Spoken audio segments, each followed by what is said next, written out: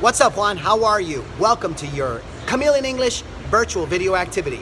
Okay, we're only sending you this one virtual video activity because of the cancellation that you had made, unfortunately, but it's okay. As you know, that's why we're doing this for you. Okay, so what are the objectives for today? Well, I want you to do me a favor. Do you remember all of the vocabulary, all of the different kind of vocabulary that we have been doing in our classes that you have been writing down in your notebook and also on your Google Keep application? Well, today is the day that you're going to be using a lot of that vocabulary. So I need you to do me a favor.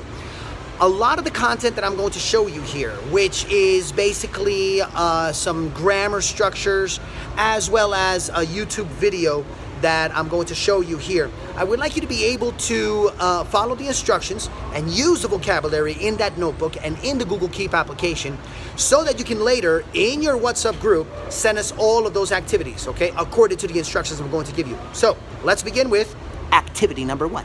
Question number 1. What has inspired you to make the decision of moving to the United States? So, what do you have to do here?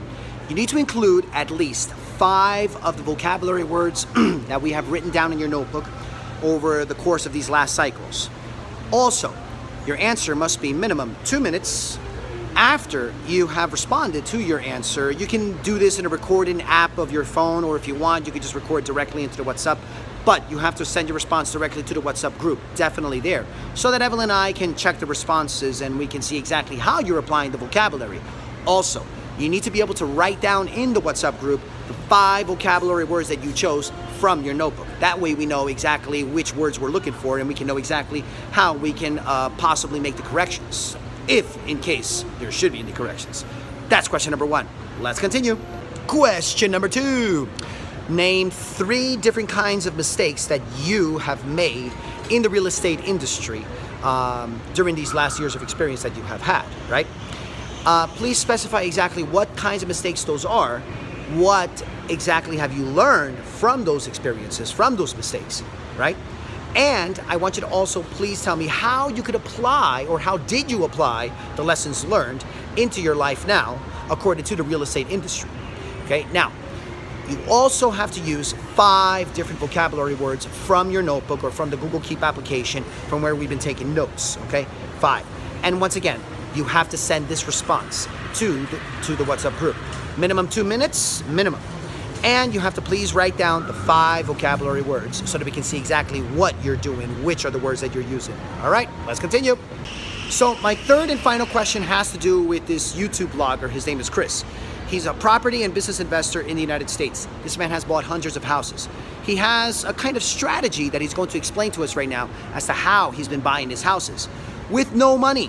This guy started out with nothing, and now all of a sudden he's a multimillionaire. So my question to you is the following. According to the strategy that he's explaining to us in this video that you're going to watch, how could you apply this in Colombia? At the end of the day, it's all about strategy and it's all about location. So where would you start to apply this strategy here in Medellin or just here in Colombia in general? Do you think this kind of strategy would work here? So those are the questions. And I want you to please use 5 vocabulary words from your notebook.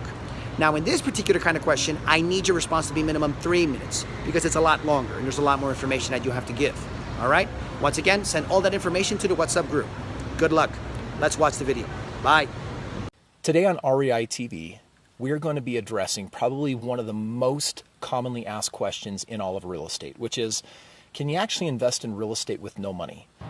What do you think? Buying real estate with no money? I think it's stupid. A lot of people claim you can. There's a lot of seminars and there's a lot of programs. And today I'm going to get to the bottom of it and I'm going to share with you that yes, it can be done, but I'll even more share with you exactly how I did it.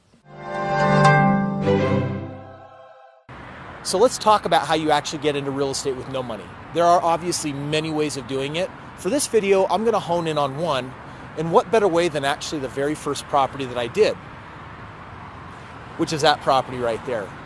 Many, many years ago, this was the very first property that ended up leading to my hundreds of homes that I now own nationally around the country. And the reality is most of the real estate I buy, I don't use any money. In fact, I don't even use any credit.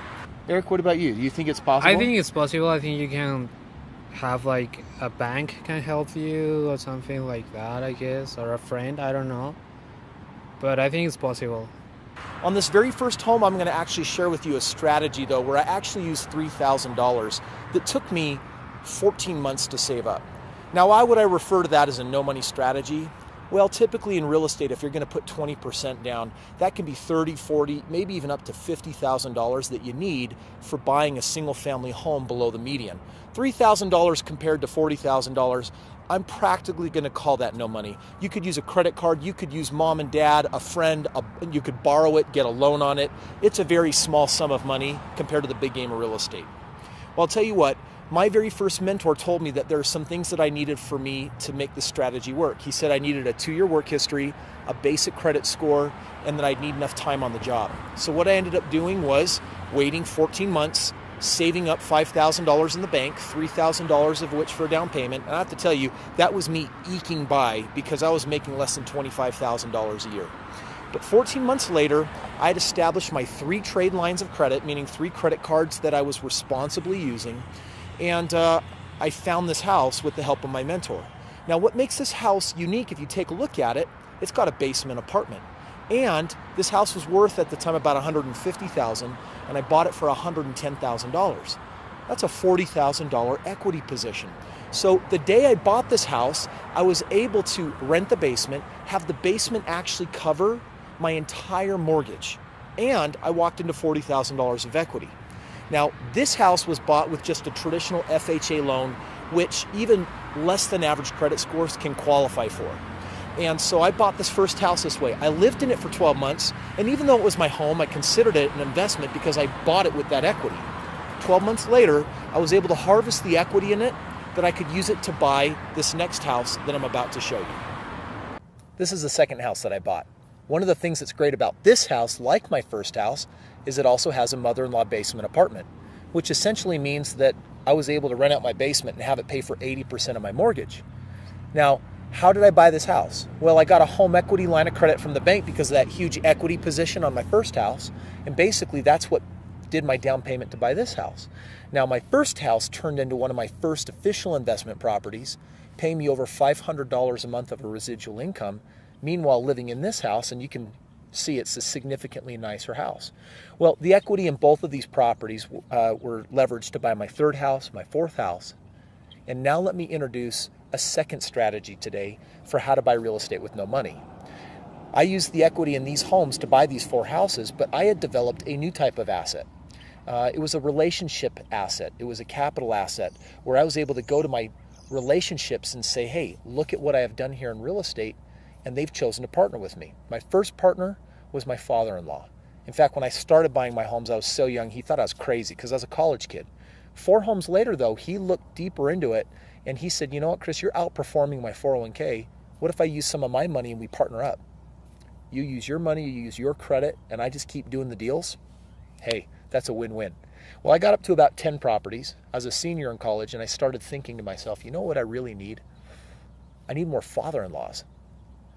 I went and found more father-in-laws, so to speak. I went and found a doctor in the community that had been tracking my results, an executive for a company, a couple other individuals, and had a chance to take them out to lunch, show them my track record. And you know what? They all said, sure, we'll put up the money, we'll partner with you because you got a track record.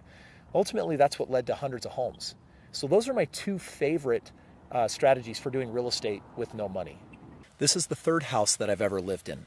Those first 2 houses built that entire portfolio and made this possible. 8 years ago, my wife and I custom built this 10,000 square foot house, and our real estate has taken care of us to this day, basically getting into real estate with practically no money. And it all came down to having a game plan. Now, this is just one way that I know of to do this, and some of you watching this, I hope you steal it. I hope you copy it. I hope you use it. But there are many other ways of doing that.